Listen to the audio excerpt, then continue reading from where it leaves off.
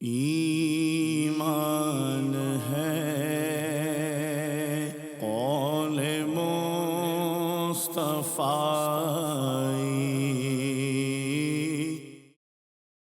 الحمد للہ رب العالمین والصلاة والسلام على سید الانبیاء والمرسلین، اما بعد فاعوذ باللہ من الشیطان الرجیم، بسم اللہ الرحمن الرحیم۔ الصلاة والسلام علیک یا رسول اللہ وعلى آلک واصحابک یا حبیب اللہ۔ الصلاة والسلام علیک یا نبی اللہ وعلى آلک واصحابک یا نور اللہ۔ الحمدللہ عز و جل، درس سیرت ہمارا جاری ہے۔ امام عبد الغنی ابن عبد الواحد المقدسی رحمۃ اللہ تعالی علیہ کی کتاب مختصر سیرت النبی صلی اللہ علیہ وسلم و اصحابہ العشرہ کا درس ہم سن رہے ہیں۔ پچھلے درس میں نبی محترم صلی اللہ تعالی علیہ وآلہ وسلم کے دنیا سے پردہ فرمانے اور آپ علیہ الصلوۃ والسلام کا جو نماز جنازہ کس انداز میں پڑھا گیا، اس کے حوالے سے کچھ باتیں ہم نے سنی تھی۔ مزید آگے آپ ارشاد فرماتے ہیں کہ وَفُرِشَ تَحْتَهُ قَطِيفَةٌ نَجْرَانِيَّةٌ كَانَ يَتَغَطَّى بِهَا۔ نبی پاک صلی اللہ تعالی علیہ وآلہ وسلم کے پاس ایک نجران کی چادر تھی، تو وہ آپ علیہ الصلوۃ والسلام کے قبر کے اندر رکھی گئی اور اسی کے ذریعے آپ علیہ الصلوۃ والسلام کو ڈھانپا گیا۔ تو آپ علیہ الصلوۃ والسلام کے لیے یہ چادر آپ کی قبر مبارک کے اندر رکھی گئی تھی۔ وَدَخَلَ قَبْرَهُ الْعَبَّاسُ وَعَلِيٌّ وَالْفَضْلُ وَقُثَمٌ وَشُقْرَانٌ، یعنی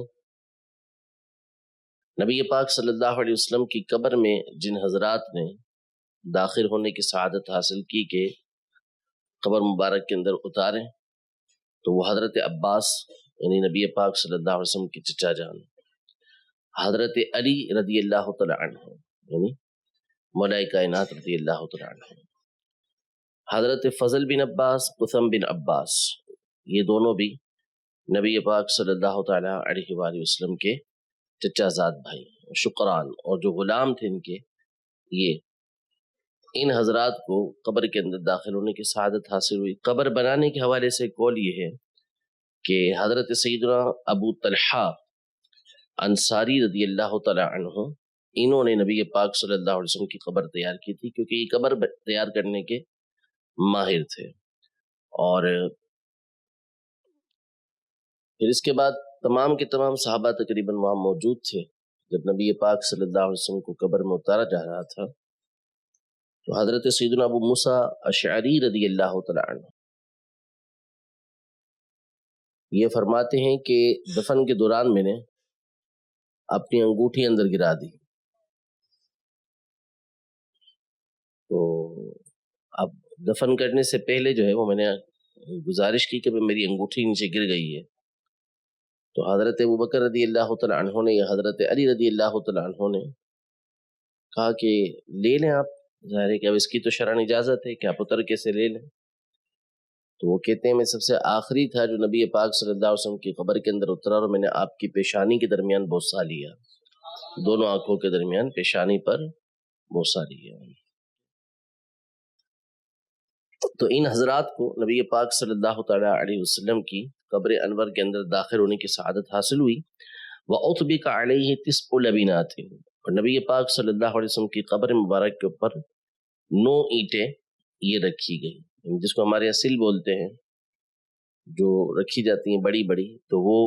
اس طرح کی یا چھوٹی ہوں گی اس حساب سے حجم میں، تو وہ نبی پاک صلی اللہ علیہ وسلم کی قبر مبارک کے اوپر رکھی گئی۔ وَدُفِنَ فِي الْمَوْضِعِ الَّذِي تَوَفَّاهُ اللَّهُ فِيهِ حَوْلَ فِرَاشِهِ وَحُفِرَ لَهُ وَأُلْحِدَ فِي بَيْتِهِ الَّذِي كَانَ بَيْتَ عَائِشَةَ، ثم دفن معه ابو بکر و عمر، یعنی نبی پاک صلی اللہ تعالی علیہ وآلہ وسلم نے جس بستر پر، جس جگہ پر دنیا سے پردہ فرمایا تھا، وصال مبارک ہوا تھا، تو اسی جگہ پر نبی پاک صلی اللہ تعالی علیہ وآلہ وسلم کو دفنایا گیا، اور لحد جو کھودی جاتی ہے کہ پہلے طاق نما بنا کے پھر سائڈ میں جو ایک لحد جو سنت ہے، اسی انداز میں نبی پاک صلی اللہ علیہ وسلم کی وہ لحد بنائی گئی، اور یہ حضرت عائشہ رضی اللہ تعالی عنہ کے گھر میں تھی۔ پھر اسی جگہ پر، اسی گھر کے اندر حضرت ابو بکر اور حضرت عمر رضی اللہ تعالی عنہما کو بھی دفنایا گیا، جس کا واقعہ مشہور ہے۔ تو اس میں اختلاف کھڑا ہو گیا تھا بھئی کس جگہ نبی پاک صلی اللہ علیہ وسلم کو جو ہے وہ مدفون کیا جائے، کہاں قبر انور بنائی جائے۔ تو سیدنا ابو بکر صدیق رضی اللہ تعالی عنہ نے یہ حدیث مبارکہ بیان کی کہ نبی پاک صلی اللہ علیہ وسلم سے میں نے خود سنا ہے کہ نبی علیہ السلام کو اس جگہ پر دفنایا جاتا ہے جس جگہ ان کا وصال ہو۔ تو پھر دیگر صحابہ کرام علیہم رضوان نے بھی تائید کی کہ ہم نے اسی طرح سنا ہے، اور اسی مقام پر نبی پاک صلی اللہ علیہ وسلم کو، یعنی حضرت عائشہ رضی اللہ تعالی عنہا کا جو حجرہ تھا، اسی میں آپ علیہ السلام کو دفن کیا گیا، وہیں آپ کی قبر انور بنی۔ یہاں تک نبی پاک صلی اللہ علیہ وسلم کی وفات ظاہری کا تذکرہ یہ مکمل ہوا۔ اب آگے جو چیپٹر ہے، جو فصل ہے، وہ نبی پاک صلی اللہ علیہ وسلم کی مبارک اولاد کے حوالے سے ہے۔ فرماتے ہیں فصل فی ذکر اولادی، یہ فصل، یہ باب، یہ چیپٹر نبی پاک صلی اللہ علیہ وسلم کی اولاد کے تذکرے کے بارے میں ہے۔ وَلَهُ مِنَ الْبَنِينَ ثَلَاثَةٌ، نبی پاک صلی اللہ علیہ وسلم کے 3 بیٹے تھے، 3 بیٹے، یعنی صحیح قول کے مطابق یہ 3 بیٹے تھے۔ باقی اس کے علاوہ بعض نے کہا کہ 4 تھے، یعنی ابھی آگے تذکرہ آتا ہے حضرت عبداللہ کا، جن کو طیب و طاہر کہا جاتا تھا۔ تو بعضوں نے ان کو جدا جدا گانا بنا دیا، عبداللہ کو الگ بنا دیا، حضرت عبداللہ رضی اللہ تعالیٰ عنہ کو، اور حضرت طیب و طاہر کو الگ بنا دیا، اس کی وجہ سے یہ 4 ہو گئے۔ بعضوں نے دیگر کا تذکرہ بھی کیا ہے، ملا علی قاری رحمۃ اللہ تعالی علیہ نے اس پر ایک مستقل رسالہ لکھا ہے، جس میں نبی پاک صلی اللہ علیہ وسلم کی اولاد امجاد جو تھیں، کون کون سی تھیں، کیا اس کے بارے میں اختلاف ہے، تو ان تمام کا تذکرہ کیا ہے کہ یہ ان کے بارے میں نبی پاک صلی اللہ علیہ وسلم کی اولاد ہونے کا ذکر کیا گیا ہے۔ کسی نے 7، کسی نے 8، کسی نے 9، کسی نے 10، کسی نے اس سے زیادہ نبی پاک صلی اللہ علیہ وسلم کی اولاد کا تذکرہ کیا ہے، لیکن صحیح یہی ہے کہ آپ علیہ السلام کے 3 شہزادے تھے اور 4 شہزادیاں تھیں، جن کا تذکرہ یہاں پر مصنف فرما رہے ہیں۔ تو فرماتے ہیں وَلَهُ مِنَ الْبَنِينَ ثَلَاثَةٌ، نبی پاک صلی اللہ علیہ وسلم کے 3 شہزادے تھے۔ القاسم، سب سے پہلے شہزادے حضرت قاسم رضی اللہ تعالی عنہ، وَبِهِ كَانَ يُكْنَى، انہی کے ذریعے نبی پاک صلی اللہ علیہ وسلم کی کنیت ابو القاسم ہے۔ ٹھیک ہے، یعنی بڑے بیٹے تھے تو بڑے بیٹے کی نسبت سے نبی پاک صلی اللہ علیہ وسلم کی کنیت کیا ہوئی؟ ابو القاسم۔ خود فرماتے ہیں مستدرک حاکم کی حدیث مبارکہ انا ابو القاسم وانما انا قاسم واللہ یعطی، کہ میں ابو القاسم ہوں اور میں تقسیم کرنے والا ہوں، اور اللہ پاک عطا فرمانے والا ہے۔ اور اس کتاب کی ابتدا میں ہم سن کے آ چکے، مصنف علیہ الرحمٰن نے اس بات کو ذکر کیا تھا کہ نبی پاک صلی اللہ علیہ وسلم کو جو ابو القاسم کہا جاتا ہے، اس کی وجہ یہ ہے کہ قیامت کے دن نبی پاک صلی اللہ علیہ وسلم لوگوں کے درمیان جنت کو تقسیم فرمائیں گے، اس لیے آپ علیہ السلام کو ابو القاسم کہا جاتا ہے۔ تو حضرت سیدنا قاسم رضی اللہ تعالی عنہ یہ نبی پاک صلی اللہ علیہ وسلم کے پہلے شہزادے تھے۔ اس میں تو الگ اختلاف ہے کہ حضرت زینب رضی اللہ تعالی عنہ کی پہلے ولادت ہوئی حضرت قاسم رضی اللہ تعالی عنہ کی، لیکن اکثر جو مؤرخین ہیں، جو سیرت لکھنے والے ہیں، ان کا رجحان اسی طرف ہے کہ نبی پاک صلی اللہ علیہ وسلم کی اولاد میں سے علی الاطلاق سب سے پہلے حضرت قاسم رضی اللہ تعالی عنہ تھے، اور بیٹوں میں تو بالاتفاق حضرت قاسم رضی اللہ تعالی عنہ پہلے شہزادے تھے نبی پاک صلی اللہ علیہ وسلم کے۔ ولد بمکۃ قبل النبوہ، نبی پاک صلی اللہ علیہ وسلم کے اعلان نبوت فرمانے سے پہلے ان کی مکہ مکرمہ میں ولادت ہوئی، ومات بہا، اور اسی مکہ مکرمہ میں ان کا انتقال ہوا، وہو ابن سنتین، ابھی آپ 2 سال کے تھے، 2 سال ابھی مکمل نہیں ہوئے تھے، 2 سال کے قریب قریب یہ پہنچنے والے تھے، اس سے پہلے ہی ان کا انتقال ہو گیا تھا۔ امام فریابی رحمۃ اللہ تعالی علیہ نے اپنی مسند میں یہ حدیث مبارکہ نقل کی ہے کہ حضرت خدیجہ رضی اللہ تعالی عنہ کے پاس نبی پاک صلی اللہ علیہ وسلم تشریف لے کر آئے، اور اس وقت حضرت قاسم رضی اللہ تعالی عنہ کا انتقال ہو گیا تھا، تو حضرت خدیجہ رضی اللہ تعالی عنہ رو رہی تھی، اور انہوں نے عرض کیا رسول اللہ صلی اللہ تعالی علیہ وسلم، کاش کہ ایسا ہوتا کہ حضرت قاسم کی جو رضاعت کی مدت تھی وہ پوری ہو جاتی، یعنی 2 سال پورے ہو جاتے تو یہ میرے پر کچھ آسان ہو جاتا، یعنی بیٹے کا انتقال ہو جانا، وصال ہو جانا، یہ ہے تو بھاری، لیکن کم از کم یہ ہوتا کہ جتنا مجھے دودھ پلانا تھا میں ان کو دودھ پلا دیتی تو کچھ نہ کچھ مجھ پر یہ معاملہ ہلکا ہو جاتا۔ اب یہ تو دنیا سے چلے گئے اور انہوں نے میرا دودھ بھی پورا نہیں پیا، تو نبی پاک صلی اللہ علیہ وسلم نے ارشاد فرمایا ان لہ مرضعا فی الجنۃ یستکمل رضاعتہ، یعنی ان کے لیے جنت کے اندر ایک دائی موجود ہے کہ جو ان کی رضاعت کی مدت کو پوری کرے گی۔ اس کا مطلب یہ ہوا کہ یہ 2 سال سے پہلے دنیا سے تشریف لے گئے تھے، تو حضرت خدیجہ رضی اللہ تعالی عنہا نے عرض کی کہ لو اعلم ذلک لہون علی، یہ بات جب مجھے معلوم ہو گئی تو یہ تو مجھ پر بہت ہلکی ہے کہ میرے بیٹے کو جنت کے اندر ایک دائی جو ہے وہ دودھ پلائے گی، یعنی جنت کی خاتون، جنت کی عورت دودھ پلائے گی، تو یہ چیز مجھ پہ کیا ہو گئی، میں نے اس کو جان لیا تو یہ مجھ پر ہلکی ہو گئی۔ نبی پاک صلی اللہ علیہ وسلم نے فرمایا ان شئتی اسمعتک صوتہ فی الجنہ، اگر تم چاہو تو میں تمہیں حضرت قاسم کی جنت میں آواز سنا دوں۔ تو حضرت خدیجہ رضی اللہ تعالی عنہا نے عرض کی کہ بل اصدق اللہ ورسولہ، بلکہ میں اللہ اور اس کے رسول کی تصدیق کرتی ہوں، یعنی اللہ اور اس کے رسول کی بات کو مانتی ہوں۔ ٹھیک ہے، یہ روایت امام فریابی نے ذکر کی ہے، اس کا مطلب پھر یہ بنے گا کہ حضرت قاسم رضی اللہ تعالی عنہ کی جو ولادت ہوئی وہ اعلان نبوت کے بعد ہوئی اس قول کے مطابق، ورنہ مشہور و معروف جو قول ہے وہ کیا ہے کہ آپ کی ولادت اعلان نبوت سے پہلے ہوئی۔ ٹھیک ہے، تو 2 سال کے بارے میں فرمایا وقال قتادۃ عاش حتی مشى، اور حضرت قتادہ فرماتے ہیں کہ حضرت قاسم رضی اللہ تعالی عنہ حیات رہے یہاں تک کہ آپ نے چلنا شروع کر دیا تھا،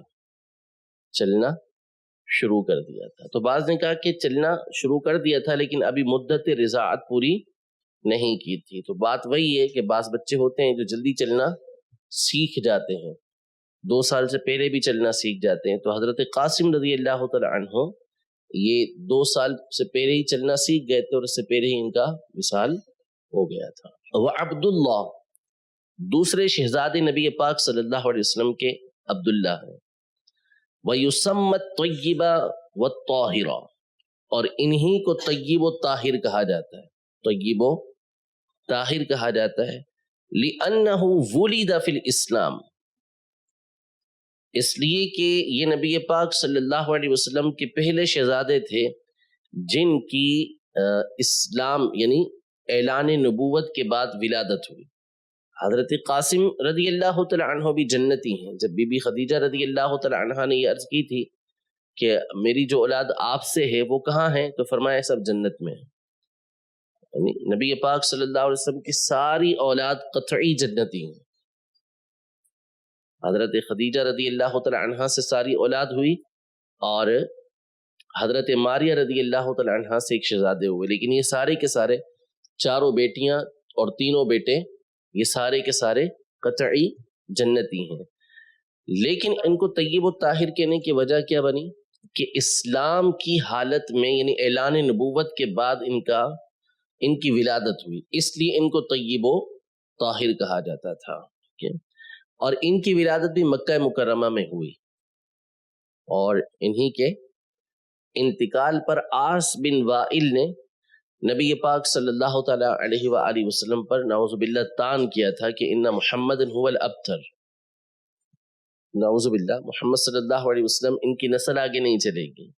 تو اس پر سورہ کوثر اللہ پاک نے نازل فرمائی انا اعطینا کل کوثر، کہ ہم نے آپ کو کوثر عطا کر دی، آپ اپنے رب کے لیے فصلی لربک وانحر، اپنے رب کے لیے نماز پڑھیں، قربانی کریں، ان شانئک هو الابتر، آپ کا دشمن ہی نسل بریدہ ہے، اس کی اولاد رہے گی نہیں۔ انا اعطینا کل کوثر کا ایک معنی مفسرین کے نزدیک یہ ہے کہ ہم نے آپ کو بہت زیادہ اولاد عطا فرمائی، کہ حضرت حسنین کریمین سے آپ کی اولاد چلی، اور آج دنیا کے چپے چپے میں سادات کرام موجود ہیں، جبکہ عاص بن وائل کا نام جاننے والا بھی کوئی نہیں ہے، عاص بن وائل کا نام جاننے والا بھی کوئی نہیں ہے، جس نے یہ کہا تھا کہ محمد صلی اللہ علیہ وسلم کا نعوذ باللہ نام باقی نہیں رہے گا، ان کا نام لینے والا کوئی نہیں ہوگا۔ تو محمد صلی اللہ علیہ وسلم کا نام تو قیامت کے بعد بھی باقی رہنا ہے، اور انہی کے صدقے جنت کے اندر سب نے داخل ہونا ہے، اور جنت میں بھی انہی کا نام ہوگا، چپے چپے پر وہاں پر نبی پاک صلی اللہ علیہ وسلم کا نام ہے، لیکن عاص بن وائل کو کوئی جاننے والا بھی نہیں ہے، اس لیے کہ اللہ پاک نے فرما دیا ان شانئک هو الابتر، جو آپ کا دشمن ہے وہی ابتر ہے، وہی بے نام و نشان ہوگا، اسی کی نسل ختم ہوگی، ٹھیک ہے۔ وقیل، ایک قول یہ ہے کہ ان الطاہر والطیب غیرہ، جو طیب و طاہر تھے نبی پاک صلی اللہ علیہ وسلم کے شہزادے، وہ حضرت عبداللہ کے علاوہ دوسرے تھے۔ تو ابھی میں نے آپ کے سامنے بیان کر دیا کہ بعض نے 4 ذکر کیے ہیں، اس کی وجہ کیا ہے کہ طیب و طاہر کو جداگانہ شمار کیا ہے، اور حضرت عبداللہ رضی اللہ تعالیٰ کو الگ شمار کیا ہے۔ مصنف فرماتے ہیں وہ صحیح الاول، بات پہلی صحیح ہے کہ حضرت عبداللہ ہی طیب و طاہر ہیں، لہذا شہزادے آپ علیہ السلام کے 3 ہیں، ٹھیک ہے۔ وہ ابراہیم رضی اللہ تعالی عنہ، اور حضرت ابراہیم رضی اللہ تعالی عنہ، یہ بھی نبی پاک صلی اللہ علیہ وسلم کے تیسرے شہزادے ہیں۔ ولد بالمدینتی، یہ مدینے میں پیدا ہوئے، ٹھیک ہے۔ ومات بها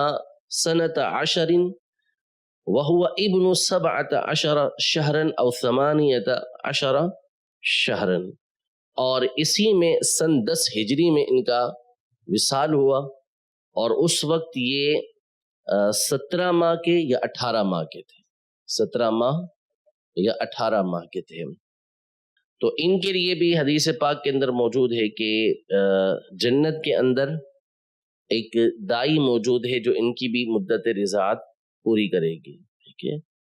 اور ان کی پیدائش پر نبی پاک صلی اللہ علیہ وسلم بڑے خوش ہوئے تھے، آپ علیہ السلام نے ان کی طرف سے عقیقہ بھی کیا تھا، اور ان کے بالوں کے وزن کے برابر چاندی بھی نبی پاک صلی اللہ علیہ وسلم نے مساکین پر جو ہے وہ تصدق کی تھی، ان کو صدقہ کی تھی، چاندی بھی تقسیم فرمائی تھی آپ علیہ السلام نے۔ جب ان کی ولادت ہوئی تھی تو ہر ایک کی یہ خواہش تھی انصار کے گھرانے میں کہ کاش دودھ پلانے کی سعادت ہمارے گھرانے کو ملے، اور بڑی لوگ انصار جو تھے انہوں نے بڑی کوشش کی تھی، ہر ایک کی یہ خواہش تھی کہ ہمارے گھرانے کو جو ہے وہ یہ سعادت نصیب ہو جائے، لیکن یہ حضرت ابو سیف تھے جو لوہار تھے، ان کی خاتون تھی، ان کو حضرت ابراہیم رضی اللہ تعالیٰ عنہ کو دودھ پلانے کی سعادت حاصل ہوئی تھی، اور ان کی ولادت پر حضرت جبریل امین علیہ السلام بارگاہ رسالت میں حاضر ہوئے تھے، اور نبی پاک صلی اللہ تعالیٰ علیہ وآلہ وسلم کو یا ابا ابراہیم، یعنی اے ابو ابراہیم کے مخاطب کیا تھا، تو بعضوں نے اسی لیے نبی پاک صلی اللہ علیہ وسلم کی کنیت ابو ابراہیم ذکر کی ہے۔ یہ نبی پاک صلی اللہ علیہ وسلم کے کامل مشابہ تھے۔ حضرت جبریل امین علیہ السلام نے نبی پاک صلی اللہ علیہ وسلم کی بارگاہ میں عرض کی تھی کہ آپ کے یہ شہزادے خلقت میں آپ کے مشابہ ہیں، یعنی آپ جیسے ہی ہیں، تو اگر یہ حیات رہتے بڑے ہوتے تو نبی پاک صلی اللہ علیہ وسلم جیسی شکل و صورت ان کی ہوتی، لیکن اسی عمر میں ان کا وصال ہو گیا، اور ان کے وصال پر نبی پاک صلی اللہ تعالی علیہ وآلہ وسلم کی آنکھوں سے آنسو جاری تھے، اور آپ علیہ السلام کی زبان پر یہ الفاظ تھے کہ تدمع العین ویحزن القلب ولا تقول الا ما يرضي الرب وإنا بك یا ابراہیم لمحزونون، یعنی آنکھیں آنسو بہاتی ہیں، دل غمگین ہے، لیکن ہم بات وہی کرتے ہیں جو ہمارے رب کو راضی کرنے والی ہو، اور ہم تمہارے فراق پر، تمہارے جانے پر اے ابراہیم غم زدہ ہیں۔ یعنی غم ہمارے دل کے اندر موجود ہے، آنکھوں سے آنسو بہہ رہے ہیں، لیکن جو زبان سے نکلے گا وہ کیا نکلے گا؟ کوئی شکوہ شکایت نہیں نکلے گا، بات وہی نکلے گی جو اللہ پاک کو راضی کرنے والی ہو۔ ٹھیک ہے کہ 3 شہزادے تھے نبی پاک صلی اللہ تعالیٰ علیہ وسلم کے، اور ان کو حضرت ابراہیم رضی اللہ تعالیٰ عنہ کو جنت البقیع کے اندر دفن کیا گیا ہے۔ وقیل کان له ابن یقال له عبد العزى وقد طهر الله من ذلك واعاذه منه۔ ایک ایسے ہی قول ذکر کر دیا گیا جس کا خود مصنف رد کر رہے ہیں کہ اس کی کوئی حیثیت نہیں ہے، اللہ پاک نے نبی پاک صلی اللہ علیہ وسلم کو ایسی چیزوں سے پاک رکھا ہوا ہے کہ بعضوں نے کہہ دیا کہ نبی پاک صلی اللہ علیہ وسلم کے ایک شہزادے ہوئے جن کا نام آپ نے عبد العزى رکھا، تو یہ تصور ہی نہیں ہے کہ نبی پاک صلی اللہ علیہ وسلم عبد العزى یعنی بت کے اوپر نام رکھیں گے بچے کا، پاسبل ہی نہیں تھا، ممکن ہی نہیں تھا۔ مصنف فرماتے ہیں اللہ پاک نے نبی پاک صلی اللہ علیہ وسلم کو اس سے پاک رکھا ہے اور اس سے محفوظ رکھا ہے کہ آپ علیہ الصلوۃ والسلام اس طرح اپنے کسی بچے کا نام رکھیں، تو ایسا کوئی نام اور ایسی کوئی اولاد نبی پاک صلی اللہ علیہ وسلم کی نہیں ہوئی تھی۔ یہ تینوں شہزادے نبی پاک صلی اللہ علیہ وسلم کی زندگی میں چھوٹی عمر ہی میں انتقال کر گئے تھے۔ اب بیٹیوں کا تذکرہ فرماتے ہیں۔ والبنات اربع،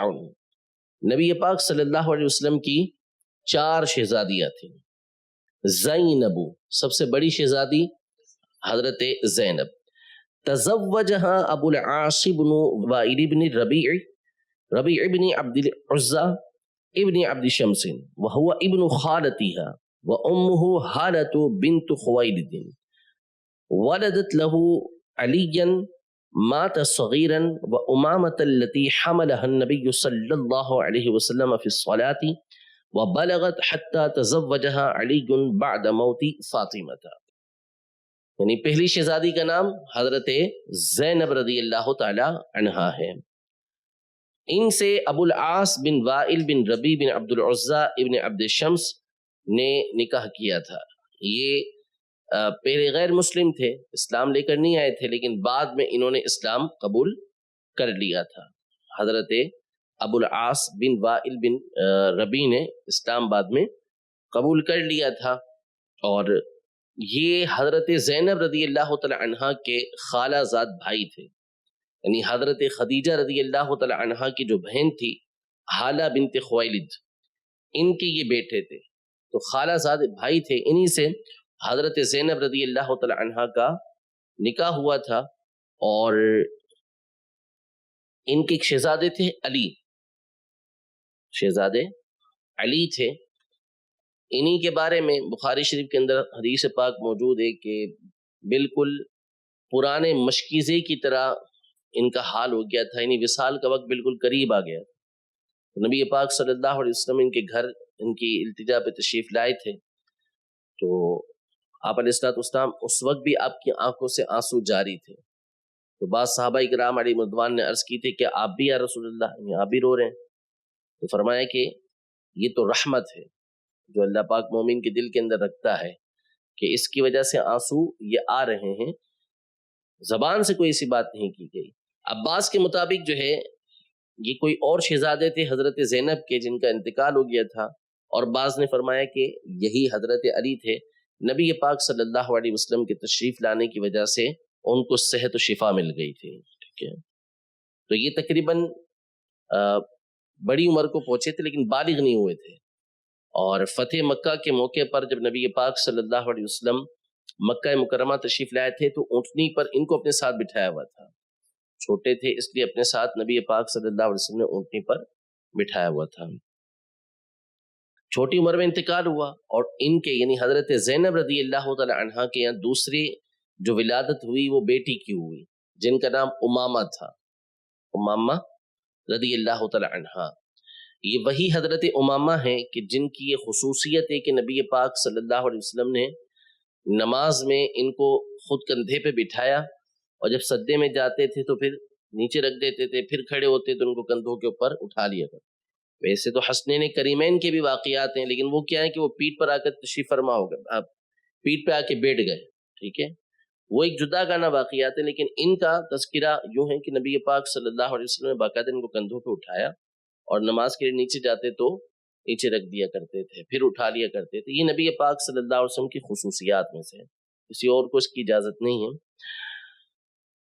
نبی پاک صلی اللہ علیہ وسلم ان سے بہت زیادہ محبت کیا کرتے تھے، اور یعنی ایک مرتبہ ایک ہار بارگاہ رسالت میں پیش کیا گیا تو آپ علیہ الصلوۃ والسلام نے فرمایا کہ یہ میں اس کو دوں گا اپنے گھر والوں میں سے جو مجھے سب سے زیادہ پیارا ہے، تو سب کا ذہن گیا کہ تو حضرت عائشہ رضی اللہ تعالیٰ عنہا کو ملے گا۔ تو نبی پاک صلی اللہ علیہ وسلم نے ان کو بلایا، کھیل رہی تھی، چھوٹی تھیں، اور بلا کے نبی پاک صلی اللہ علیہ وسلم نے یہ ہار ان کو دے دیا۔ ان کا نکاح سیدہ کائنات بی بی فاطمہ رضی اللہ تعالیٰ عنہا کے وصال کے بعد حضرت علی رضی اللہ تعالیٰ عنہ سے ہوا تھا۔ حضرت علی رضی اللہ تعالیٰ عنہ نے بی بی فاطمہ رضی اللہ تعالیٰ عنہا کی وصیت کے مطابق ان سے نکاح فرمایا، ٹھیک ہے، لیکن ان کی پھر آگے اولاد نہیں چلی تھی۔ یہ نبی پاک صلی اللہ تعالیٰ علیہ وآلہ وسلم کی پہلی شہزادی ہیں۔ دوسری شہزادی وفاطمہ بنت رسول اللہ صلی اللہ تعالیٰ علیہ وآلہ وسلم، دوسری شہزادی نبی پاک صلی اللہ علیہ وسلم کی حضرت فاطمہ رضی اللہ تعالی عنہا۔ تزوجها علی بن ابی طالب فولدت له الحسن والحسین ومحسنا مات صغیرا و ام کلثوم تزوجها عمر بن الخطاب وزینب تزوجها عبداللہ بن جعفر بن ابی طالب۔ یعنی نبی پاک صلی اللہ تعالی علیہ وآلہ وسلم کی دوسری شہزادی حضرت سیدہ کائنات سیدہ فاطمہ زہرا رضی اللہ تعالی عنہا ہے، اور جن کا نکاح یعنی یہ تو مشہور و معروف ہیں، عمومی طور پر نبی پاک صلی اللہ علیہ وسلم کی شہزادی سیدہ کائنات کا نام سب کو معلوم ہوتا ہے، اور یہ بھی معلوم ہے کہ ان کا نکاح حضرت علی رضی اللہ تعالی عنہ سے ہوا۔ تین شہزادے آپ کے یہاں ہوئے، حضرت حسن، حضرت حسین رضی اللہ تعالی عنہما، اور تیسرے شہزادے حضرت محسن یا محسن، محسن یا محسن۔ یہ جو حضرت محسن یا محسن جو تھے یہ کیا تھے، چھوٹی عمر میں انتقال کر گئے، چند ماہ کے تھے اسی وقت ان کا وصال ہو گیا تھا۔ اور دو شہزادیاں ہوئیں، ایک قول کے مطابق تین شہزادیاں ہوئیں، اور ایک قول کے مطابق ان کی یعنی حضرت فاطمہ زہرا رضی اللہ تعالی عنہا کی دو شہزادیاں تھیں، ایک حضرت ام کلثوم، حضرت ام کلثوم، ان سے حضرت عمر رضی اللہ تعالی عنہ نے نکاح فرمایا تھا، کیونکہ آپ نے فرمایا کہ میں نے نبی پاک صلی اللہ علیہ وسلم سے سنا ہے کہ قیامت کے دن سارے رشتے ناتے منقطع ہو جائیں گے سوائے میرے رشتے کے، میرا جو نسب ہوگا، میرے ساتھ جو متعلقہ رشتہ ہے وہ باقی رہے گا۔ تو اسی فضیلت کو حاصل کرنے کے لیے حضرت عمر رضی اللہ تعالی عنہ نے ان کے لیے پیغام نکاح حضرت علی رضی اللہ تعالیٰ کے پاس بھیجا تھا، تو حضرت ام کلثوم سے حضرت عمر رضی اللہ تعالی عنہ نے نکاح فرمایا۔ دوسری شہزادی تھی حضرت زینب رضی اللہ تعالی عنہ، جو مشہور و معروف شخصیت ہیں، حضرت امام حسین رضی اللہ تعالی عنہ کے ساتھ میدان کربلا میں یہی موجود تھی، اور صحیح قول کے مطابق یہ نبی پاک صلی اللہ علیہ وسلم کے دور کے اندر ہی جب نبی پاک صلی اللہ علیہ وسلم تشریف فرما تھے اسی وقت ان کی ولادت ہو چکی تھی، تو یہ صحابیاں ہیں، یہ صحابیاں ہیں۔ ان سے حضرت علی رضی اللہ تعالی عنہ کے بڑے بھائی حضرت جعفر رضی اللہ تعالی عنہ، جعفر طیار، ان کے شہزادے حضرت عبداللہ رضی اللہ تعالی عنہ نے نکاح فرمایا تھا حضرت زینب رضی اللہ تعالی عنہا سے۔ اچھا، اب یہ ہمارے یہاں جو مشہور و معروف قول ہے وہ یہ ہے کہ سیدہ کائنات رضی اللہ تعالی عنہا نبی پاک صلی اللہ علیہ وسلم کی سب سے چھوٹی شہزادی ہیں، سب سے چھوٹی شہزادی ہیں۔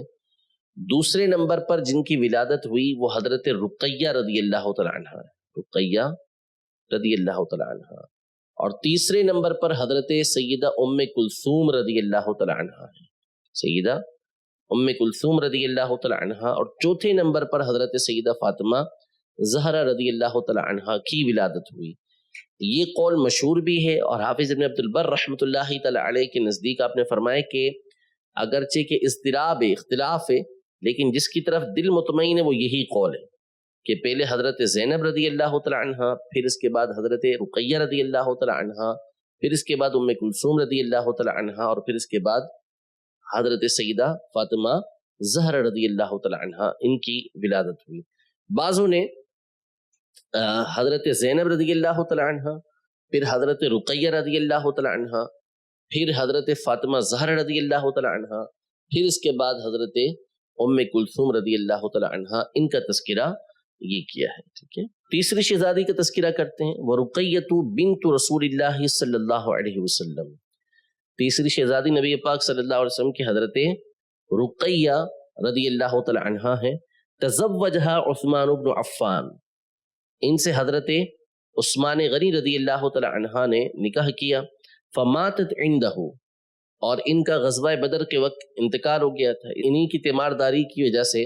حضرت عثمان غنی رضی اللہ تعالی عنہ غزوہ بدر میں حاضر نہیں ہوئے تھے۔ ثم تزوج ام کلثوم فماتت عندہ، اور پھر اس کے بعد نبی پاک صلی اللہ علیہ وسلم کی چوتھی شہزادی حضرت ام کلثوم رضی اللہ تعالی عنہ، ان سے حضرت رقیہ رضی اللہ تعالی عنہ کے وصال کے بعد، انتقال کے بعد، حضرت عثمان غنی رضی اللہ تعالی عنہ کا نکاح ہوا، یعنی یکے بدیگرے ایک کے بعد دوسری شہزادی حضرت عثمان غنی رضی اللہ تعالی عنہ کے نکاح میں آئیں، اسی وجہ سے آپ کو ذو النورین کہا جاتا ہے۔ ٹھیک ہے، وَوَلَدَتْ لَهُ رُقَيَّةُ ابْنًا، حضرت رقیہ رضی اللہ تعالی عنہ سے حضرت عثمان غنی رضی اللہ تعالی عنہ کے ایک شہزادے تھے، فَسَمَّاهُ عَبْدُ اللَّهِ، ان کا نام حضرت عثمان رضی اللہ تعالی عنہ نے عبداللہ رکھا تھا، ان کا نام عبداللہ رکھا تھا۔ وَبِهِ كَانَ يُكْنَى، اور اسی وجہ سے حضرت عثمان غنی رضی اللہ تعالی عنہ کی کنیت ابو عبداللہ تھی، ابو عبداللہ تھی۔ یہ بھی بچپن میں ہی انتقال کر گئے تھے۔ فَالْبَنَاتُ أَرْبَعٌ بِلَا خِلَافٍ، نبی پاک صلی اللہ علیہ وسلم کی شہزادیاں بغیر کسی اختلاف کے 4 ہیں۔ فَالْبَنَاتُ أَرْبَعٌ بلا خلاف، اہل سنت کا اتفاق ہے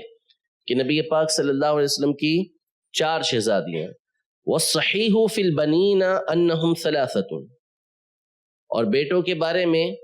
صحیح قول کیا ہے کہ آپ کے 3 بیٹے تھے۔ وَأَوَّلُ مَنْ وُلِدَ لَهُ الْقَاسِمُ، سب سے پہلے نبی پاک صلی اللہ علیہ وسلم کے شہزادے حضرت قاسم پیدا ہوئے۔ ثم زینب، پھر اس کے بعد حضرت زینب رضی اللہ تعالی عنہ کی ولادت ہوئی۔ ثم رقیہ، پھر اس کے بعد حضرت رقیہ کی۔ ثم فاطمہ، پھر اس کے بعد حضرت سیدہ فاطمہ زہرا رضی اللہ تعالی عنہ کی ولادت ہوئی۔ ثم ام کلثوم، پھر اس کے بعد حضرت ام کلثوم کی ولادت ہوئی۔ ثم پھر اسلام عبداللہ، پھر اس کے بعد اعلان نبوت کے بعد جو سب سے پہلے ولادت ہوئی حضرت عبداللہ رضی اللہ تعالی عنہ کی ہوئی۔ ثم ابراہیم بالمدینہ، پھر اس کے بعد سب سے آخری شہزادے مدینہ منورہ میں حضرت ابراہیم رضی اللہ تعالی عنہ پیدا ہوئے۔ وَأَوْلَادُهُ كُلُّهُمْ مِنْ خَدِیجَةَ إِلَّا إِبْرَاهِيمَ فَإِنَّهُ مِنْ مَارِيَةَ الْقِبْطِيَّةِ، یعنی نبی پاک صلی اللہ علیہ وسلم کی ساری اولاد حضرت خدیجہ رضی اللہ تعالی عنہ سے تھی، سوائے حضرت ابراہیم رضی اللہ تعالی عنہ کے، کہ ان کی ولادت مدینہ منورہ میں ہوئی، جبکہ حضرت خدیجہ رضی اللہ تعالی عنہ کا وصال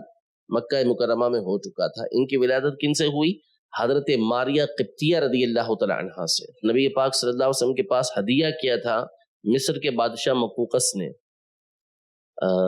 حضرت ماریہ رضی اللہ تعالی عنہ کو، تو ان سے نبی پاک صلی اللہ علیہ وسلم کے شہزادے حضرت ابراہیم رضی اللہ تعالی عنہ پیدا ہوئے۔ وَكُلُّهُمْ مَاتُوا قَبْلَهُ إِلَّا فاطمہ، سارے کے سارے نبی پاک صلی اللہ علیہ وسلم کی ساری اولاد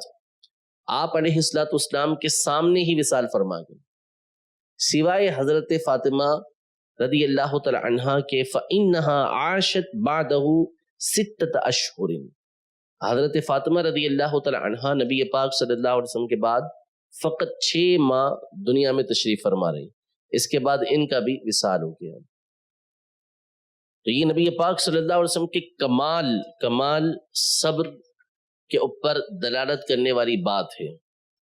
کہ اگر غور کریں نبی پاک صلی اللہ علیہ وسلم کی زندگی مبارک کے اندر، تو جہاں آپ نے اور بہت ساری چیزوں کے اوپر کمال کا صبر کیا، فصبر صبرا جمیلا کے اوپر اعلیٰ درجے کا عمل کیا، کہ کفار کی اذیتوں کو برداشت کیا آپ نے، تو اگر با اعتبار رشتوں کے دیکھا جائے تو آپ ہی کے سامنے، یعنی آپ کی والدہ محترمہ دنیا سے پردہ فرما گئی جبکہ آپ ابھی صرف 6 سال کے تھے، اور والد صاحب صحیح قول کے مطابق ابھی آپ ماں کے پیٹ میں ہی تھے، اس سے پہلے ہی والد صاحب کا دنیا سے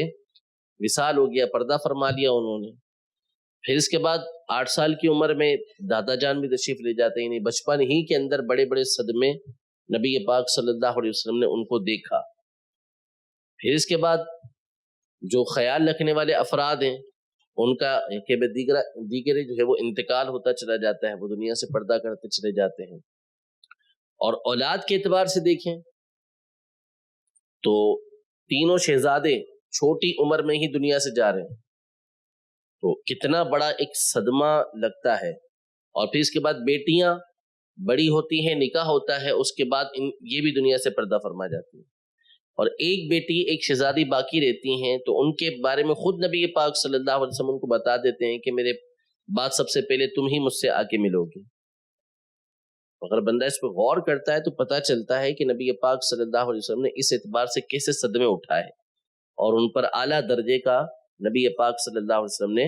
صبر فرمایا ہے۔ تو اس میں ہمارے لیے جن کو مصائب پہنچتے ہیں بہت بڑا سبق موجود ہے، ٹھیک ہے۔ یہاں تک نبی پاک صلی اللہ علیہ وسلم کی اولاد مبارک کا ذکر کیا۔ اب آگے جو تذکرہ کر رہے ہیں مصنف علیہ رحمہ، وہ ذکر کر رہے ہیں نبی پاک صلی اللہ علیہ وسلم کے حج اور عمرے کے بارے میں، حج اور عمرے کے بارے میں کہ کتنے نبی پاک صلی اللہ علیہ وسلم نے حج کیے اور کتنے نبی پاک صلی اللہ علیہ وسلم نے عمرے کیے۔ نبی پاک صلی اللہ علیہ وسلم مدینے تشریف لے آئے، مدینے تشریف لے آئے، اس کے بعد نبی پاک صلی اللہ علیہ وسلم نے فقط ایک حج فرمایا، جس کو حجۃ الوداع کہا جاتا ہے۔ حجۃ الوداع، مدینے تشریف لانے کے بعد آپ نے ایک ہی حج فرمایا۔ ہاں، مدینے تشریف لانے سے قبل نبی پاک صلی اللہ علیہ وسلم نے حج فرمائے یا نہیں،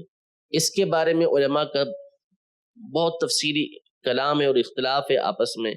بعض کا کہنا ہے کہ اصلاً حج نہیں فرمایا، بعض نے کہا کہ ایک حج مدینے آنے سے پہلے فرمایا تھا۔ صحیح یہ ہے کہ آپ علیہ السلام نے مدینے آنے سے پہلے 3 حج فرمائے تھے۔ آپ علیہ السلام نے مدینے تشریف لانے سے پہلے 3 حج فرمائے تھے، اور جب مدینے تشریف لے آئے تو اس کے بعد آپ علیہ السلام نے ایک ہی مرتبہ حج فرمائے، یعنی حج فرض ہونے کے بعد، حج فرض ہونے کے بعد آپ نے ایک حج فرمایا، جس کو حجۃ الوداع کہا جاتا ہے۔ اور عمرے کے بارے میں اقوال مختلف ہیں کہ آپ علیہ السلام نے کتنے عمرے فرمائے۔ بعض نے کہا 2، بعض نے کہا 3، اور بعض نے کہا 4۔ 2، 3 اور 4، سب کی بات ٹھیک ہے۔ سب کی بات کیسے ٹھیک ہو سکتی ہے؟ جو 2 کہے گا وہ 3 کو منع کرے گا، 3 کہے گا وہ 4 کو منع کرے گا، لیکن بات سب کی ٹھیک کیسے ہے؟ کہ جنہوں نے کہا کہ نبی پاک صلی اللہ علیہ وسلم نے 4 عمرے فرمائے ہیں، تو انہوں نے ایک تو وہ عمرہ شمار کیا جو نبی پاک صلی اللہ علیہ وسلم نے حج کے ساتھ کیا تھا، کیونکہ آپ علیہ السلام نے حج قران فرمایا تھا جس میں حج اور عمرہ دونوں تھے، تو ایک عمرہ وہ ہو گیا۔ ایک عمرہ انہوں نے یہ شمار کیا کہ جب نبی پاک صلی اللہ علیہ وسلم عمرے کے لیے تشریف لے جا رہے تھے اور حدیبیہ کے مقام پر کفار نے روک لیا تھا، مشرکین نے روک لیا تھا، آگے جانے نہیں دیا تھا، تو اس سال نبی پاک صلی اللہ علیہ وسلم عمرہ نہیں فرما سکے تھے۔ لیکن اس کو بھی مورخین نے، جو سیرت لکھنے والے ہیں، اس کو ایک عمرہ شمار کر لیا، بعض علماء نے اس کو ایک عمرہ شمار کر لیا، تو یہ کیا ہو گئے؟ 2 عمرے۔ پھر اس عمرے کی جو آپ نے قضا فرمائی تھی آنے والے سال، جس کو عمرۃ القضا کہا جاتا ہے، آنے والے سال پھر آپ نے اس کی قضا فرمائی، تو یہ کتنے عمرے ہو گئے؟ ان کے مطابق 3 ہو گئے۔ اور پھر چوتھا عمرہ جب آپ نے جعرانہ کے مقام پر حنین کی غنیمتیں تقسیم فرمائی تھی تو وہاں سے آپ علیہ الصلوۃ والسلام نے مستقل ایک عمرہ فرمایا تھا. تو یہ کتنے ہو گئے؟ 4 عمرے. جنہوں نے کہا کہ جی 3 عمرے، تو انہوں نے کہا کہ جس سال عمرہ نہیں کر سکے وہ عمرہ تھوڑی شمار ہوگا، وہ عمرہ شمار نہیں ہوگا، لہذا صحیح کیا ہوا؟ 3 عمرے ہو گئے. اور جنہوں نے کہا 2 عمرے، کہ 2 عمرے فرمائے نبی پاک صلی اللہ علیہ وسلم نے، تو ان کا کہنا یہ ہے کہ جو مستقلاً نبی پاک صلی اللہ علیہ وسلم نے عمرے فرمائے ہیں وہ صرف 2 ہیں. ایک حنین کی غنیمتیں جب آپ نے جعرانہ میں تقسیم کی اس وقت، اور ایک اس وقت جب کہ حدیبیہ کے مقام پہ آپ کو روک لیا گیا اور اگلے سال آپ نے اس کی قضا فرمائی. تو یہ 2 عمرے ہوئے. اور جو حج کے ساتھ عمرہ تھا وہ حج کے تابع تھا، حج کے تحت آئے گا، اس کو علیحدہ سے عمرہ شمار کرنے کی ضرورت نہیں. تو یوں کتنے عمرے ہو گئے؟ 2. تو 2 والوں کی بات بھی ٹھیک، 3 والوں کی بات بھی ٹھیک، 4 والوں کی بات بھی ٹھیک ہو گئی. صحیح ہے. فصل فی حجہ و عمرہ، نبی پاک صلی اللہ علیہ وسلم کے حج اور آپ کے عمروں کے بارے میں یہ فصل ہے. روا حمام بن یحییٰ عن قتادہ قال قلت لانس کم حج النبی صلی اللہ علیہ وسلم من حجۃ قال حجۃ واحدۃ واعتمر 4 عمر. یعنی حمام بن یحییٰ حضرت قتادہ سے، اور حضرت قتادہ روایت کرتے ہوئے فرماتے ہیں کہ میں نے حضرت انس رضی اللہ تعالی عنہ سے پوچھا کہ نبی پاک صلی اللہ علیہ وسلم نے کتنے حج کیے تھے؟ تو حضرت انس رضی اللہ تعالی عنہ نے فرمایا 1 حج، 1 حج اور 4 عمرے، 1 حج اور 4 عمرے. عمرۃ النبی صلی اللہ علیہ وسلم حین صدہ المشرکون عن البیت. ایک تو عمرۃ النبی جس کو کہا جاتا ہے جب نبی پاک صلی اللہ تعالی علیہ وآلہ وسلم کو مشرکین نے روک لیا تھا، وہی حدیبیہ والا جس کا میں نے تذکرہ کیا، اس کو ایک عمرہ شمار کیا. والعمرۃ الثانیۃ حیث صالحوہ من العام المقبل. دوسرا عمرہ جب مشرکین سے اس بات پر صلح ہو گئی تھی کہ اگلے سال آ کر یہ لوگ عمرہ کریں گے، جس کو عمرۃ القضاء کہا جاتا ہے. یہ 2 عمرے. وعمرتہ من الجعرانۃ حیث قسم غنیمت حنین فی ذی القعدہ. تیسرا عمرہ ذی القعدہ کے مہینے میں کیا نبی پاک صلی اللہ علیہ وسلم نے، جب آپ نے جعرانہ کے مقام پر حنین کی غنیمتوں کو تقسیم فرمایا. وعمرتہ مع حجتہ. اور چوتھا عمرہ جو آپ نے حج کے ساتھ کیا. صحیح متفق علیہ. یہ حدیث صحیح ہے اور بخاری مسلم کے اندر موجود ہے. هذا بعد قدومه المدینہ. یہ معاملہ کب کا ہے؟ جب نبی پاک صلی اللہ تعالی علیہ وآلہ وسلم مدینہ منورہ تشریف لے آئے. وَأَمَّا مَا حَجَّ بِمَكَّةَ وَاعْتَمَرَ فَلَمْ يُحْفَظ. کیا مکہ مکرمہ میں جب نبی پاک صلی اللہ علیہ وسلم تشریف فرما تھے اس وقت آپ نے حج اور عمرے فرمائے؟ تو یہ فرماتے ہیں مصنف کہ اس بارے میں بات کوئی محفوظ نہیں ہے، یعنی اس بارے میں کوئی درست اور صحیح سند کے بعد ساتھ جو ہے وہ بات معلوم نہیں ہے. والتی حج حجۃ الوداع ودع الناس فیہا وقال عسى الا ترونی بعد عامی ھذا. جو بات حج کے بارے میں معروف ہے وہ کیا ہے کہ آپ نے حجۃ الوداع کیا، اور اس کو وداع کہنے کی وجہ کیا ہے کہ اس میں آپ نے وہ خطبہ فرمایا جس میں لوگوں کو الوداع کیا، جس میں لوگوں کو الوداع کیا، اور آپ نے اس میں فرمایا کہ قریب ہے کہ تم مجھے اس سال کے بعد نہیں دیکھ سکو گے، اس سال کے بعد نہیں دیکھ سکو گے. تو حجۃ الوداع میں نبی پاک صلی اللہ علیہ وسلم نے 10 ہجری کے اندر حجۃ الوداع فرمایا، اور پھر اس کے بعد یعنی اسی سال ربیع الاول کا جو مہینہ آیا اس میں نبی پاک صلی اللہ علیہ وسلم نے دنیا سے پردہ فرمایا. یعنی حجۃ الوداع یہ ذی الحجہ کے اندر ہوا، اور پھر اس کے بعد جو اگلا سال شروع ہوا تو اس کے تیسرے مہینے میں یعنی ربیع الاول میں نبی پاک صلی اللہ علیہ وسلم نے دنیا سے پردہ فرما دیا تھا. ٹھیک ہے.